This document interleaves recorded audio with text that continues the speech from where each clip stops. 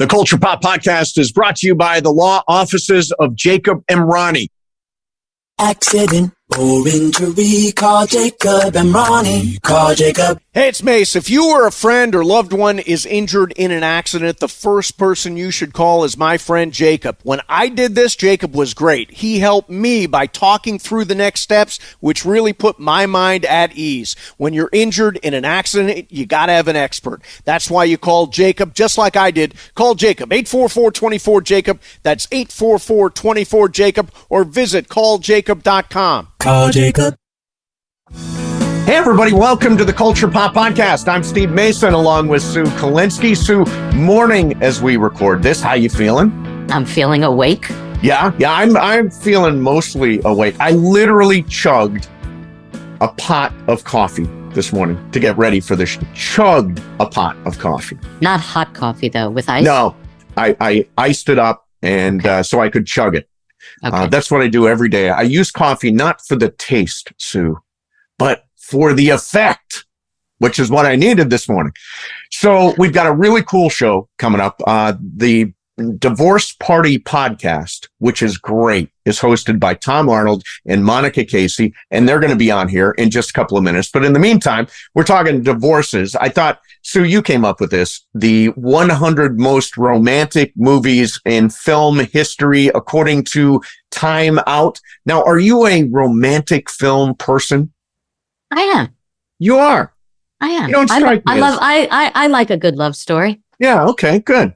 Well, their top 10, and we're going to do ours, but their top 10, I haven't even seen all of them. So their number one movie is Brief Encounter from 1945 with the great Celia Johnson and Trevor Howard. Sue, summarize. It's going to be very brief. I've never even heard of it. Yeah, me either. Number two is Casablanca, which I totally get. Sue, do you know how many times the line "Play it again, Sam" appears in the movie Casablanca? Not a one. Not a one. Thank you. Very good. Yeah, he says, "Play it, Sam." In the Mood for Love is number three. Have not seen that. Number four, A Matter of Life and Death with Kim Hunter and David Niven. Haven't seen that.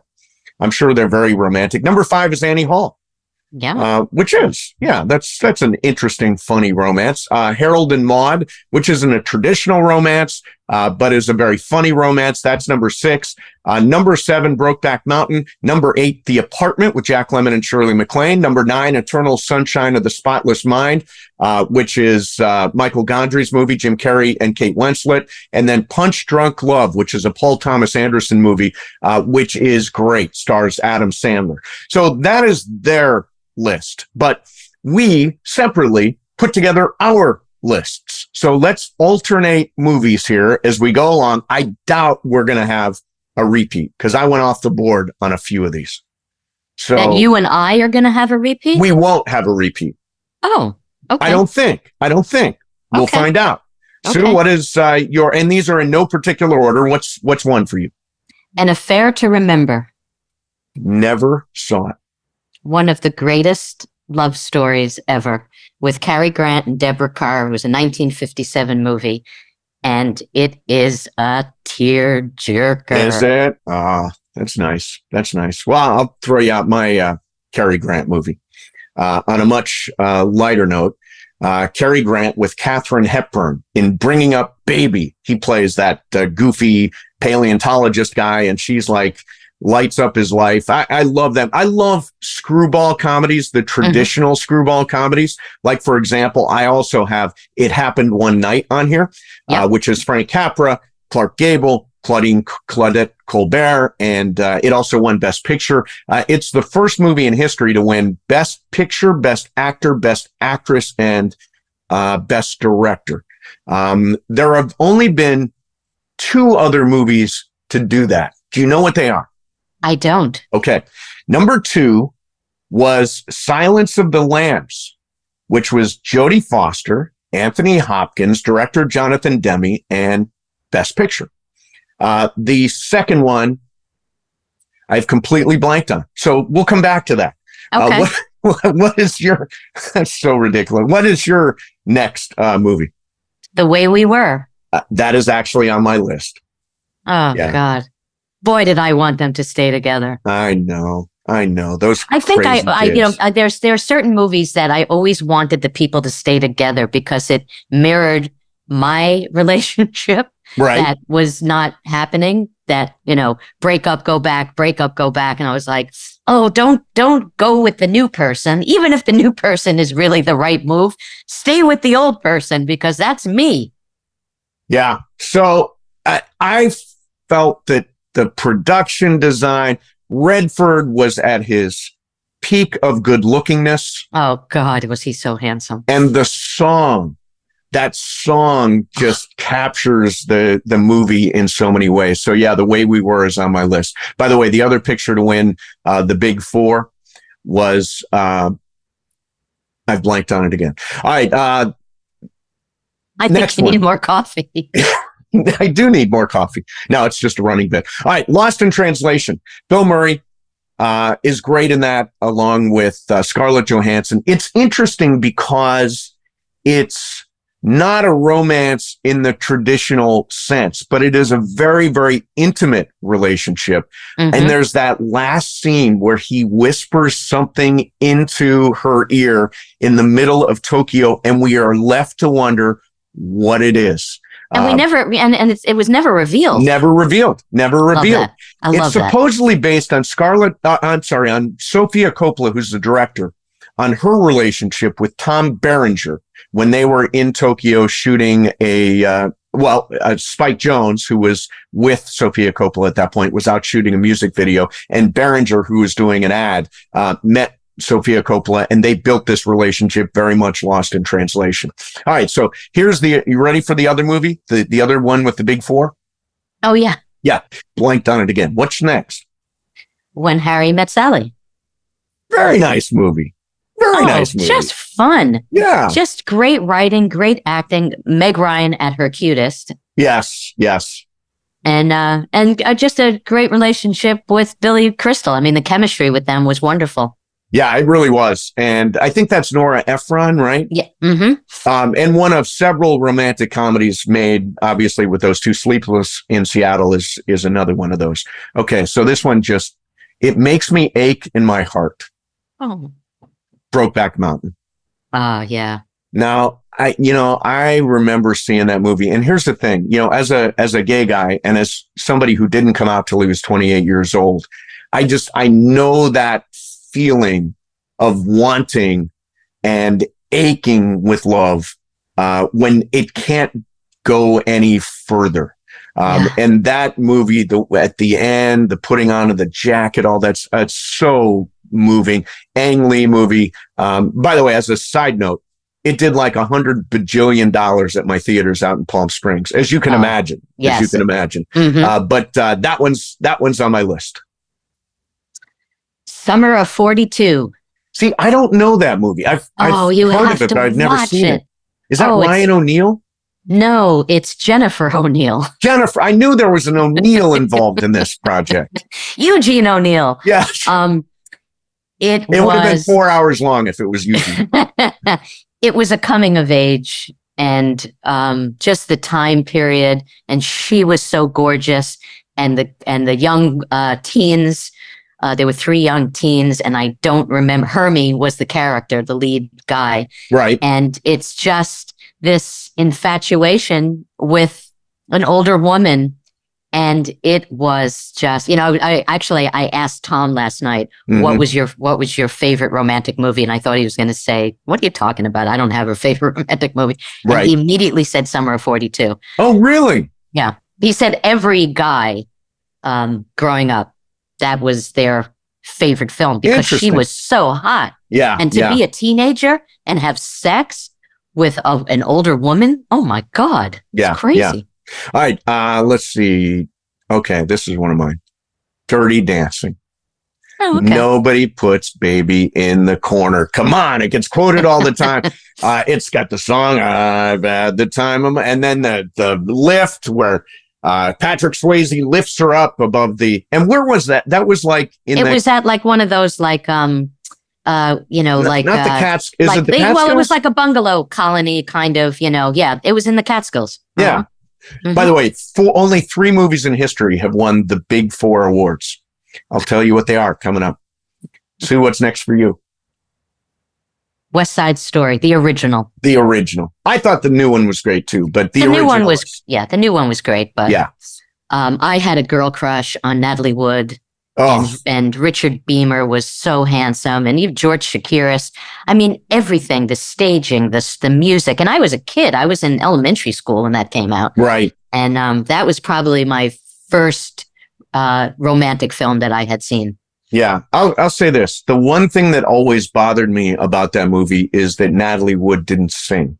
Yeah, I know. I mean, she was beautiful, just a beautiful, beautiful woman. I mean, unbelievable, but didn't sing. And so I kind of held that against the movie all these years because, you know, all these years. Yeah, since 1950, what was it, 59 or 61? Let it go, Steve. Like let it go. Yeah, no, I really should. All right, let me see. I got one more. The Notebook. One more? I thought you have 10. Oh, I didn't do. I've got a few more. Okay. The Notebook, Ryan Gosling, Rachel McAdams, and then the late version of their lives with James Garner and Jenna Rollins, which really, really makes the movie for me. I love The Notebook. It's a little bit cheesy, but I don't mind a good, big, over-the-top, histrionic romance movie. That was my next one. Was it? There you go. And that's the first time I saw Ryan Gosling, who I fell madly in love with. And were they dating during the shoot of that, or did they become a couple after? I didn't even realize they were a couple. Oh, they were a couple for years. I missed that memo. Mm-hmm. Yeah. Okay. Great movie, though. My next one after that is The Apartment with Jack Lemmon and Shirley MacLaine. Yeah. And I have seen that movie. It's very funny. I don't think of it as a romance in the traditional sense, but they certainly, do wind up together. Yeah. Absolutely. Okay, my next one is Moulin Rouge, which I knew that was going to be on your list. Baz Luhrmann. I love that movie. It's so good. Ewan McGregor, Nicole Kidman, and there's that scene when they're on the rooftops and they're singing the sort of montage of songs like "We Can Be Heroes" and stuff. I love that movie. It's a great film. Holds up really well. Saw the Broadway production here in LA at the Pantages. Spectacular. Like if you get a chance to see the Broadway production of Moulin Rouge, go, because it's amazing. Yeah, and it was a beautiful movie too. Oh, looked just great. Aesthetically, it was great. Okay, Alice Doesn't Live Here Anymore. Martin Scorsese. Ellen Burstyn. This was Ellen Burstyn. I love Ellen Burstyn. It's a great film. Again, I don't think of it in traditional romantic terms, but it's there. Yeah, well, the topic, really wasn't traditional romantic films. It was romantic films. Yeah. Okay. All right, I got one more here. What's Up, Doc? Barbara Streisand, okay. Ryan O'Neal. It's very much similar to Bringing Up Baby. I think he's also a paleontologist, if I'm not mistaken, and she was great. She was great in this. And Madeline Kahn plays a supporting role, and she is so friggin' funny. Madeline Kahn, one of the funniest actresses who ever lived. No one better in a supporting role. No one. Yeah. My last one is Annie Hall. Annie Hall, yeah. Which I think is a great, quirky, romantic. I think what scene do you think of right away when you think of Annie Hall? Oh, I think of the scene at the dinner table when they do the split screen of the families, the Jewish family and the Gentile family. Right. I always think of The Lobsters. Oh, yeah, The Lobsters, and also the car ride with Christopher Walken. Dwayne. Was it Christopher Walken? Dwayne, yes. That's so funny. And then cut to, and he's driving. It's such a funny pan over to Woody Allen's face. It's awesome. Oh, God. All right, so that one, Best Picture. Yes, it did. So I've been teasing this for a while now. Sue, I mentioned the 2 pictures that have won the big 4. Best Picture, Best Actor, Best Actress, and Best Supporting Best Director. So I mentioned It Happened One Night. I mentioned Silence of the Lambs. There's one more. Do you know what it is? I really have no clue. It is One Flew Over the Cuckoo's Nest. Oh. Best actor, Okay. actress, and of course, best director for Milos Forman, and it won Best Picture. And by the way, it's just an unbelievable movie. So I was at what used to be Junior's Deli over in West LA, and they had a bakery section and like a takeaway section, and so me and this lady arrived at the cash register at the same time, or at the bin for the same time, and I was technically there first, but the other person that was coming to the line was Louise Fletcher. And so we both got there, and the person behind the counter said, "Who is here first?" And I said, "Academy Award winners go first." And she was so happy about that. And she looked at me and she said, "Sweetheart, that was a long time ago." And it was, but what a great performance. What a great God, she was so evil. Yeah. She really was. She was locked in and committed to that role. Yeah. So I wanted to throw one more thing at you here. The Olympics are coming in 2028 to Los Angeles. And what's interesting about this is that baseball is coming back to the Olympics. Okay. So Bryce Harper, for example, came out at some point during the NLCS and said, "You talk about growing the game."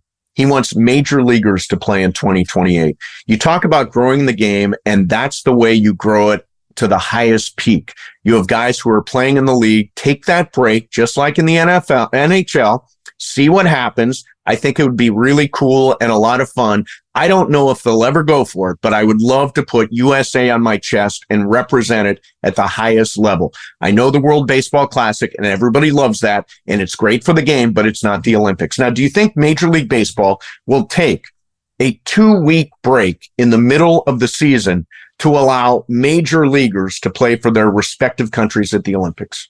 I do not. What a terrible miss for Major League Baseball. You think of injuries. And then taking a break. It's like you don't go on hiatus from your sport. It's the Olympics. It's playing for your country. It happens once in your lifetime, probably. Especially baseball's hardly ever in the games now. It comes and goes. But to have these guys playing for their countries the way they did in the World Baseball Classic, and I know you are still pissed off that Edwin Diaz got hurt during the World Baseball Classic. Is that correct? I've let it go, but it was one of the reasons why I was upset that he played, Right. But the Olympics are the Olympics, Sue. You really don't want Major League Baseball players to play in the Olympics? Yeah, but the Olympics are not for professional athletes. Sure they are. They're all professional now. Oh, they are? Okay. Yeah, they're all getting paid. You think Simone Biles isn't getting rich? Yeah, you're right. It just seems odd to me that they would take a break and do that. I don't know. That just seems odd to me. If you really want to grow the game, if you really want it to be cool, if you want to grow it, it'll come. If you want to grow it, it'll come. It's true. People will come. Now he says he's now, no, is that a reason? Is his reasoning is that he thinks that more people will be into baseball if it's in the Olympics? Yeah, I think so. I think you grow the game, you grow with a new generation, you make it cool, you put it on national TV. Okay. Well, I want to ask you, with all these new rules that they came up with No. I'm over the pitch clock. I'm fine with it. I'm over certain things. I'm glad you've let that go. I've totally let that go. But I would love to know what the numbers are with all these new rules and the game being shorter now. How many more fans have jumped on the bandwagon to be baseball fans? People who never were into baseball. Do you know? Do you know? Well, I know that attendance at Major League Baseball games this year was up 10%. Okay. So that's a huge number if you think about it. Oh yeah. I would love for baseball to be more popular with the younger generation, It's not just for us, Sue. It's not just for us. It's for the kids. Yeah, it's for the kids. It's like, what's that next generation of baseball fans? And I think the Olympics, by the way, I agree with you. I think Major League Baseball will blow it and they'll say, no, we're not going to shut down. We're not going to. And by the way, people will be really locked into baseball during those 2 weeks of the Olympics, won't they? Nobody's going to watch baseball. Right. Everybody's going to watch the Olympics. So I just think it's a golden opportunity. And I think baseball will miss the opportunity, but maybe. Okay. Since we're talking about baseball, did you see last night's game? Yes. Okay. Yes, I did. Okay. So ninth inning, I believe it was the ninth inning. Was it the ninth inning? Yes. Moreno. Keep in mind, this is going to run in 2 weeks, but go ahead. Oh, okay. So it's the third game of the World Series. Okay, got it. And it's the top of the ninth, and Gabriel Moreno is at the plate, and he could be a little spotty, but he most of the time. I like Gabriel Moreno. He gets the bat on the ball. The bat on the ball. So it's 3-2. Yep. And no, Rangers winning. Yeah, no, Rangers won, but there was a pitch that was so far out of the strike zone. Mm-hmm. And it was called a ball. No, it was a ball that was called a strike. Okay, got it. So it's 3-2 now. Okay. Yeah. And it's like, you got to be kidding me. He should have walked. Right. Right. And then he grounded out the next. Right. So who knows what would have happened? Would it have affected the game? If he got on base, it was 3-1 at that point. Yeah. We'll never know. But you see the overhead camera and you see it was not a smidge, smidge off. It was really out of the strike zone. Okay. Now, I know that they've been talking about these robo umps. Yeah. Quest Tech is this automated balls and strikes machine. Right. And I have been very against that. I know they do it in the minor leagues. They right? do. They've been testing it in the minor leagues for a couple of years. And I know that you can't review balls and strikes. Right. But I think in the postseason, especially in the World Series, when a call is so egregious, because you can see how that call was so blown. Sure. Do you think that should change in the World Series in the postseason when the games are so crucial? Well, Sue, you're going to hate this, but I'm in favor of robot umps all the time. Well, okay. I'm leaning more towards it because more and more every year it gets worse. Yeah, it does. And you're these right. blown calls, it's just, I mean, and at critical moments. Yeah, absolutely. Plus, here's where I've got an issue. Every umpire has a different strike zone. Right.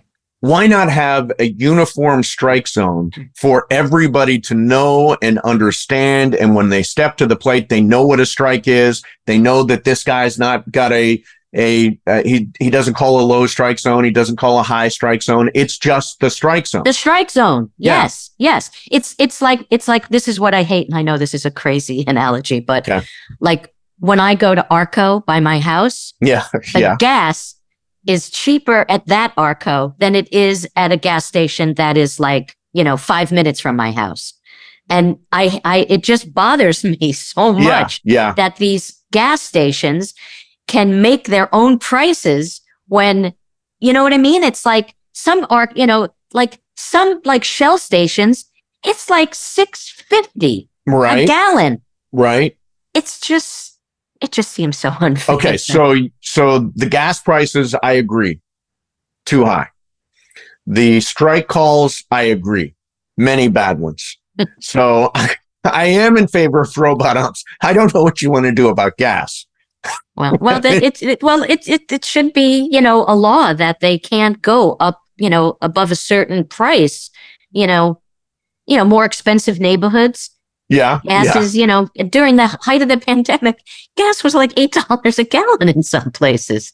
It's like, who the hell do you think you are doing that? Well, I mean, we have this system called capitalism. And capitalism allows you to charge whatever you want for your products. And it's then the public same company too. It's Arco. God damn it. There ought to be a law. I'm turning into a crazy woman. Ranting about a call in the ninth inning of Game 3 of the World You'll Series. see me outside of Arco. Out of Arco, ticket signs. All right, here we go. Our guests today are the co-hosts of the very entertaining and pretty emotional Divorce Party podcast. They met while they were both picking up their kids at school. Both very successful actors. Monica Casey and Tom Arnold are here to talk about their show. Tom, Monica, thank you so much for doing this.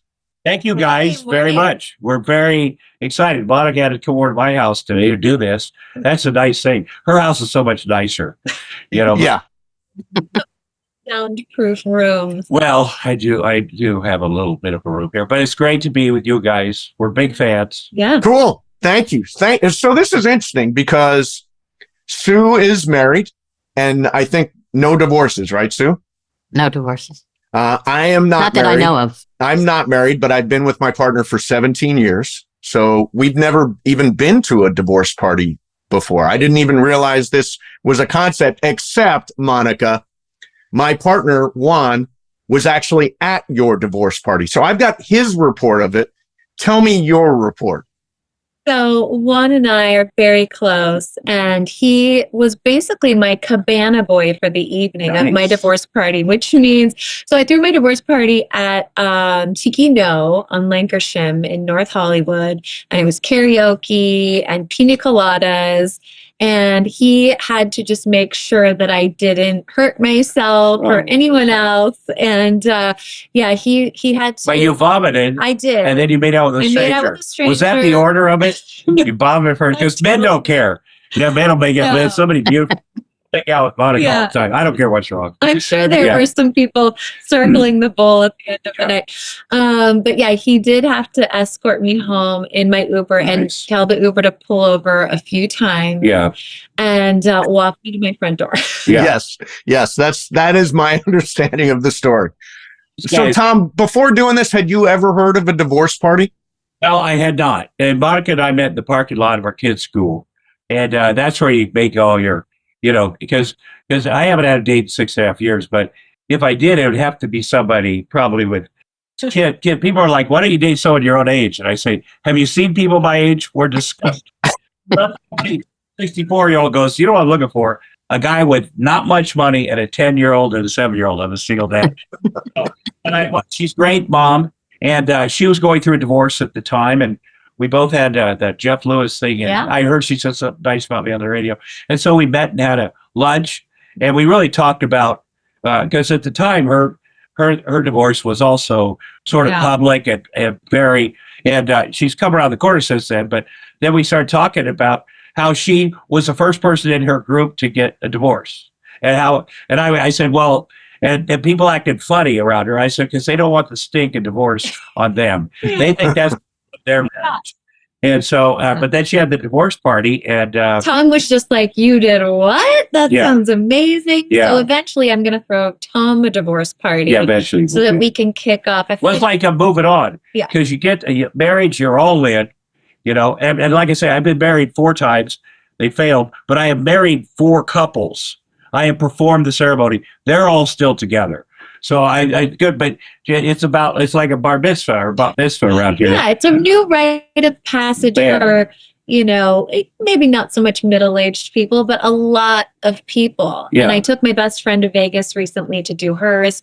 And we were Hey. worried at first that we'd get negative attention because we had sashes that said all this stuff. But people were high-fiving us, and women were giving hugs, going, oh my God, I just went through it. And guys thought it was cool too. I mean, And your buddy, who's I really enjoyed her.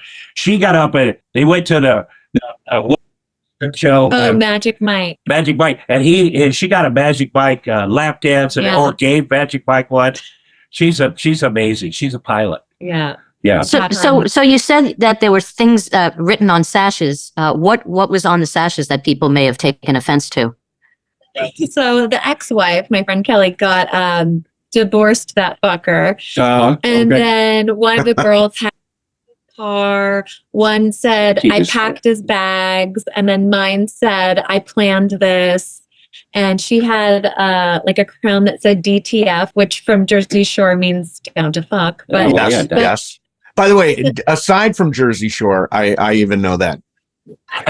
yeah, but so this one really meant divorce that fucker. That's amazing. It's amazing, and because I think they did think people will be in Vegas with their other honeymoon or something. That they would shave bridal them. showers, Yeah. especially at Yeah, that they would, time. the bridal shower where they wear the giant penis on their And head. we kept getting pulled up on stage and getting Yeah. all this attention. And I was like, are we going to get beat up by all the bridal showers when we're trying to walk out of here? But you know what? A lot of people, get divorced. And we had an attorney on yesterday. He said, you got to decide what is broken in your life that only marriage will fit. Only the Fix. ceremony of marriage will fix. And, There's really no answer. and there might be for somebody. Maybe Yeah. it's a religious thing. Maybe they Right. can't have sex till they get married. Maybe there's something like, and so, but since so many marriages don't work out, I think it was 60-some% plus the people that live unhappily because of the kids and whatever. So it's at least 80%. So and marriage is the best game in town. I think when you get married, you get the right person, someone that loves you, respects you, it's good. I have kids. That's I always wanted a family, and Now so you that was do. helpful. Yeah. Yeah. Now- One of the now- things I was going to jump in here, Sue. Go ahead. One of the things I'm interested in is you talk a lot with people who have experienced divorce, people who've gone through divorce, and some have had divorce parties, some have not. But you're kind of creating a space for people to talk about this, and they talk about really intimate stuff on your show, which I think is a credit to you and your ability to sort of create that safe space for them.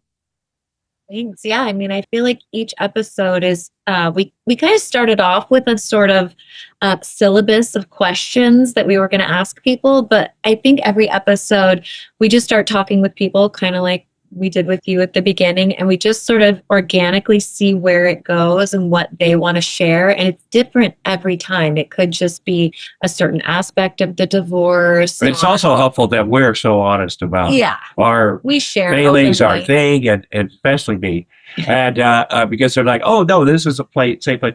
But I am really surprised at how honest some of the women that you knew have been. And they're sharing these stories, and even though they've moved on and they're trying to co-parent with whoever, they'll still share stories. And then we had last week a guy from Slipknot. Do you know what Slipknot is? I don't.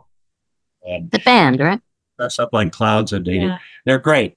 But Corey that Taylor. Corey Taylor, he's very badass in that world.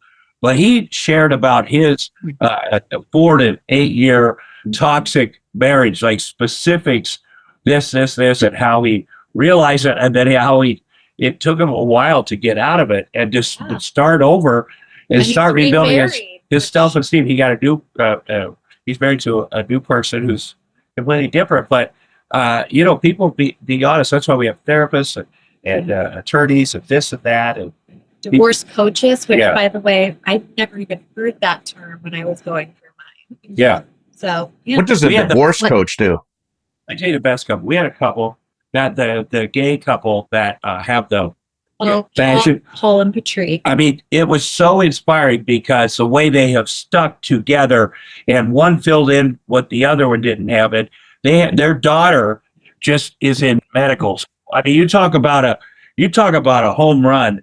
And these guys, and they talk how they go in court. The one guy was more assertive. And Yeah. I made a deal with the judge, and I love him. Yeah. I said, you need somebody that has your back like that. That's what marriage in the best case should be. What you were saying, a divorce coach. I mean, a divorce coach is a lot like a life coach. And basically they sit down with you and say, what do you want your life to look like, 3-5 years from now? What if you could have the dream scenario of your co-parenting experience or your life, if you don't have kids without, and they really just, I think, kind of keep people accountable and help them regulate their emotions when they're dealing with lawyers and all the things that come up when you're going through it with someone.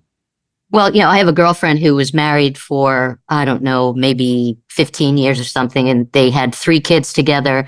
And, they were very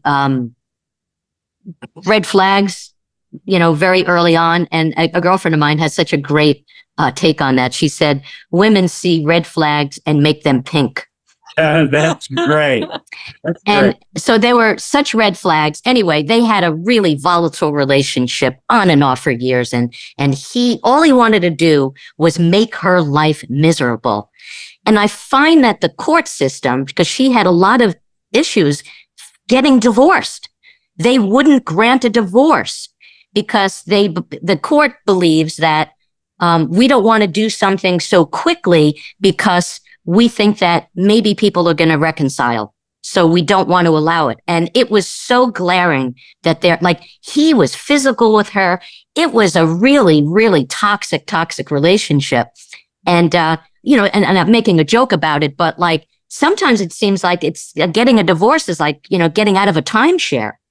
Yeah. Totally. It's almost that Especially in bad. California, Yeah. they have a 6-month cooling off period. So you can file, but then you have to wait 6 Yeah. months before it even gets to the judge's Well, desk. the court system, the family court system, like the regular civil court or legal court system, at least they have things like drug court, where they show compassion, and it's a system throughout the whole country. I participated in that, and you'll see law enforcement, judges, and people like me all on the same page. So they have this network of, and they don't have that with the family court system. They're sort of individual operators. They always say, when there's kids involved, let's make it about the kids, which is the right thing to do. But sometimes, like one of her friends, she finally had the courage to break up with this maniac, and then he showed up at her house covered in blood and said, "Please take me back," and she had considered it. It's like, wow. Yeah, I know. That's a tough one to see somebody who just can't quit it, Yeah. Well, It's funny though. I think that people are one of the reasons why I think the divorce rate has gone up is that people are much more likely to leave a bad relationship. Like when I was growing up, my mom and dad should have been divorced multiple times. My dad, hardcore drinking guy, verbally, really, really tough. But my mom felt like she had nowhere to go.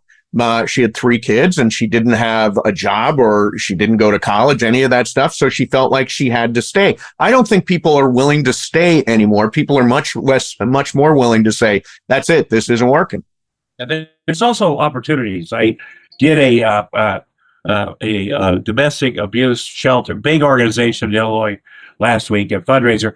But I also met the attorney that works pro bono, and because a lot of people I can't afford to get, I don't know how this the works. average cost of a divorce in California is like $17,000. Yeah, way short of $17,000. But I think that now there's opportunities where there's hope, and there's not enough for people that are in abusive relationships, but there are some opportunities. And but at the end of the day, if you got kids, you got to just throw down and say, we're leaving. We're not going to get the house. We're going to get some candles. Go lay on the floor at this B&B. Is it what's called Airbnb? I really liked what your sister said. Tom's sister was on the podcast, and I asked her if she had any advice because she had been in abusive relationships and had a son. And I asked her, if there's anyone listening that you think you could give advice to or help, and she said, "Get out. Like, forget your pride. There's always someone that loves you and cares about you. Ask someone, tell a friend, go stay somewhere safe." Yeah, my sister's been in federal prison twice for long periods of time. So that was It's a really, but her one husband tried to murder her got arrested by police, tried to shoot at her when she was holding her baby. So, but she bailed him out of jail, which is, pink flags. she bailed him out of jail. Wow. Yeah. So I wanted to ask you guys, first of all, Tom, do you go, I won't say it this way. I'll say, did you go into each of your marriages with the same level of optimism? I did. My first marriage was to Sue knows, to a comedian who I met when I was 23. She was older than me, but she was so different. She was so, I come from a meatpacking plant. And there's a woman talking about feminism, and she was a mom, and she was a great mom. And so we were friends for a long time where we party them up, going around to shows. But then I came out to write on her show in 1988. And then I brought my fiance from the Midwest. That did not work out. But actually we ended up together. in 1989, she said, "Hey, nobody likes either one of us. We should get married," which it made complete sense to me. But you went into it. This is for you don't know any better. You deal with this stuff. I have stuff. She has stuff. The teenage kids have stuff, and you go. But I think at a certain point, I could tell that both of us had tried everything. It went from being fun to being, and we were waiting for the other one to file for divorce so they'd be the bad guy. And, that time is a dangerous time when you're like, because part of me was always like, I know how to get them to leave. I will use drugs and drink, and then they'll leave me, and it'll be poor me, and I'll just get sober again, whatever. So I had to be careful about that. And then the next one, wide-eyed and bushy-tailed. Right, I never dated. That's a huge mistake. I should have. But I met a 21-year-old blonde from the still lived at home with her mom in college in Michigan. I go, that's it. Because that's it. That's the opposite of what I had. That'll work. And of course I did it. And then I did it 2 more times. But I have to say, I was looking for unconditional love. Now, in marriage, sometimes in your vows, you say, I will love you unconditionally, but that's bullshit. There's conditions as there should be. You don't break the big rules. You don't, whatever.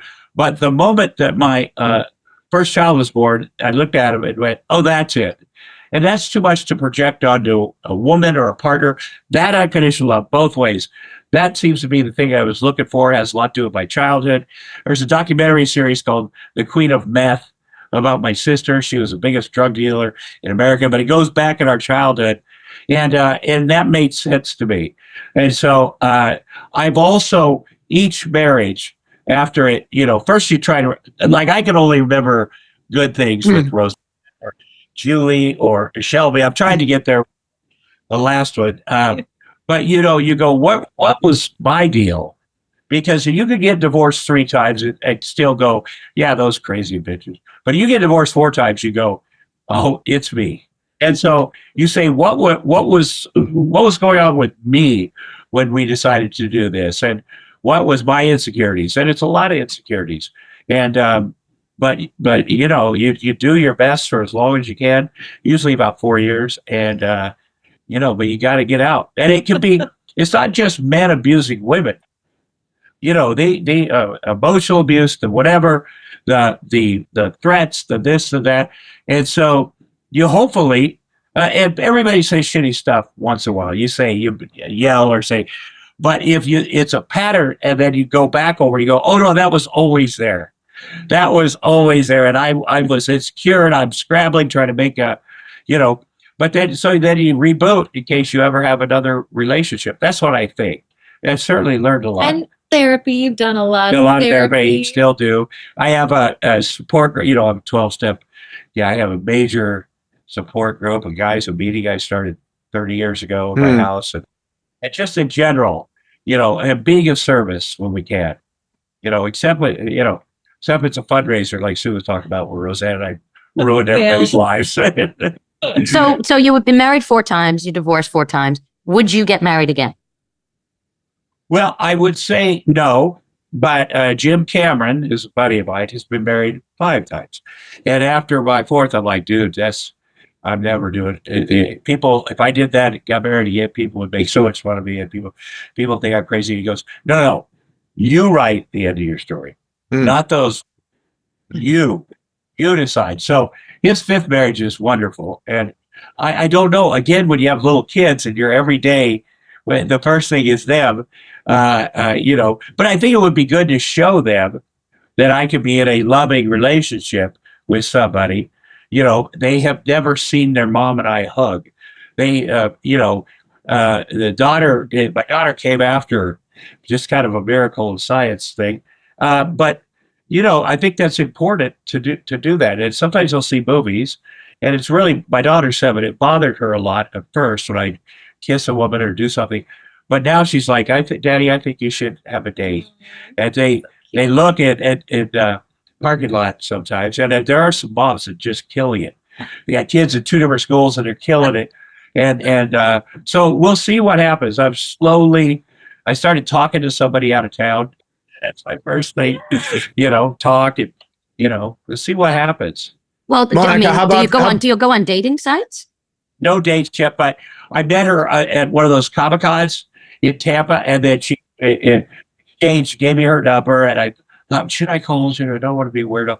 But then I did. I was filming a movie down there. We hoped to get together, but I was on a boat. So, and then I texted her, and then we had a FaceTime, which was good. And she's younger than me, obviously. And she has a 6-year-old and a 3-year-old, single, has her own business at 4x4. But she's also, I'm not used to, like, she, I think She's maybe more forward She- yeah. than you're used to. yeah, and that's Which I think is good for you right now. well, I think it's what normal people do. Normal people don't withhold, and so we've changed pictures of our kids many times, but then once in a while she'll send me another kind of picture. I'm like, that's I'm gonna, because you also as a celebrity you don't want to, or whoever as a man, you don't want to be weirding out on people. But I can We don't see need her to get confidence. canceled yet, Tom. Yeah, I can no, see- hold off. It's hard. Yeah. We won't get canceled. No, I mean, having a date. Hey, Monica, how about for you coming through this process? You've been through a divorce. You're now back in the single pool. How has this process been for you? I learned, it's funny, we had this really great lawyer, James Sexton, on yesterday, and he said something that is totally, I identify with. I've learned so much about myself and what I want, what I don't want, what I like. You learn a lot about who you are, because sometimes when we're younger, we wrap up so much of who we are in another person, or that old statement, like, you complete me, like, gross, So I don't personally think that you need marriage anymore in this modern world. Kind of like what you're saying about our grandparents. The world was smaller back then. A lot of women didn't work, and you cooked all day and you cleaned all day, and there was really nowhere else. You hooked up with a guy since your divorce, right? Yeah, you were telling me about it. I've had my fun. Yeah, But I that's think good. I don't really, I love the idea of being with someone a couple of times a week, Mm. and that's enough, and you have your place and they have theirs. I don't agree with, in my personal opinion, like people that sort of like co-merge, like Brady Bunch style with their families. Like, you can wait till your kids go off out of the house. I don't know. So I really love, I guess what I'm saying is just I enjoy my independence. I have a really great group of friends and all of my artistic projects and all of that. And it just doesn't make sense. Right. I would do play dates if I met somebody, and I do judge people like, well, what are the kids' age? What are they? Well, just to go, have that going on. It seems like it'd be helpful. It's not a deal breaker or anything. Oh, yeah. But also my self-esteem is low. My life is, you get divorced 4 times and you have a 6.5-year custody battle. Your life becomes, the kids and I have downsized a lot. We never use, we have a cute little place that we rent now and once in a while we'll drive by Yeah. the Beverly Hills house. Too, I had a very different life than I did, but we were saying how as long as you have your home and your home is with your kids and you're happy and you And also, good energy. when I first became a single dad, I was a little nervous. Could I do all the, since the kids are born, I've done everything. And then at one point you go, I know I can do it. I can do all of this. I can do it, and I can get better at it. And the kids know it. And, so it's exciting, but I do think you get a little lazier about, you get more comfortable. Okay, I live alone, just got the kids. I can take my shirt off. And they won't be disgusted too bad, and you do start getting, well, this is, and I'll be 65 in March. And I try not to think, well, how old would I be with this happen? Because, I'm a young 64 and a half, but you do get, being by yourself does get, it's addictive. It's comfortable. Yeah. Yeah. So do you think you'll get married again, Monica, or you don't think so? I don't think so. A lot of people, let me tell you something, what happens. They say that, and then they meet somebody. When they say, we aren't able to have kids, we've tried in vitro, we're giving up, and then they get pregnant. Well, and Because the pressure is off. The kids thing is so interesting because I feel like, I don't know about you, but I have a lot of friends that were in that phase of life where they're like, I just really want kids. And the first person they met that also was like, oh, I want kids too. Then they get married thinking, well, that's what you do and have the kids. And then they realize they do not like each other at all. And now they have these kids and now they have to co-parent for the sake of these children. I'm sort of like an advocate to all my single girlfriends that really want kids. I'm like, just save up your money and buy some sperm. Then you get to do it on your own. Nobody else has a say. You know, it really. I give you mine, but it's so low. I have a terrible material. It's like 8. Yeah, it's like, maybe I. I know you gotta cut it with something. Yeah, you do. You do. But you were saying that some people say. At first, I'm sorry, Sue, but before I tried to babysit each of my wives and bless them, I said, let's not do IVF. I said, let's get a sperm donor or let's adopt, because the DNA of my family, that's not worth fighting for. And it was my issue. And I lived next door to Shaquille O'Neal the whole time he played for the Lakers. And what a nice guy he was. And he made beautiful kids. And, in Iowa, on the farm growing up, you wanted to borrow a cup of sugar from your neighbor. You'd go over to your neighbor, hey, neighbor, can I borrow a cup of sugar? And they'd be like, hell yes. And I had those little cups for fertility clinic, and I see Shaq out there, and I told him, say, when am I going to sack up and go get a cup of Shaq? How happy would I be? Have a 7-foot-tall black son right now. I mean, happiest Jew in there for sure. But there are people that say, I'll never get married or I'll never get married again. And what it really comes down to, I believe, because I've been in a lot of fractured relationships, it just wasn't the right person. I mean, I was talking to before we went on the record here about my relationship with Kenny Ober, and I was with him on and off for 16 years. And he was somebody who, he was different than anybody I'd ever been with. He was Jewish. I'm Jewish. It was like, okay, that's great. He was a comedian. I was a comedian. It's like, he knows me better than any guy will ever know me because we're comics together. So he knows exactly how I feel in a way that no guy will ever know the way I feel. And because he was so funny and so charming, he had so many issues. But again, pink flags. I always thought that I wanted to keep the relationship together because I wanted to win, because I had put so much time in the relationship. And my fear was that I have made a lot of strides and he's made some strides in himself. And what's going to happen is we're going to split up and he's going to have a great relationship with the new person. And that was my fear. They're going to get everything that I wanted. And that never happened. In therapy, and I'll never forget my fabulous therapist saying to me, Monika, honey, no one ever gets a better deal than you got. They're going to get the same thing you got, if not worse. But their expectations are less. Yeah. Like a couple of our friends really started at the bottom with their husbands, they rose them up, and patient stayed home with the kids while they're out getting their career, whatever. Yeah. And then they divorce them. And then the next person is a much younger version of them. But much simpler. The woman is like, well, whatever. And they're frustrated. But, you can see that that does happen there's a lot of guys are dumb. But I get what you were saying about you feel like you just want to win. You put in all of this time. And Right. And one thing that I've said it to myself, and I've also said it to friends of mine who were in similar situations where they split up from their husband and their husband actually did find somebody else and had a relationship that was, really sweet and different than what they had with my friend. And I said to my friend, what you have to remember is that he wasn't good with you. Right. So regardless of how he is with this other person, he wasn't this way with you. So it didn't work with you, and maybe some of the things that you didn't like about him works for this person, you know?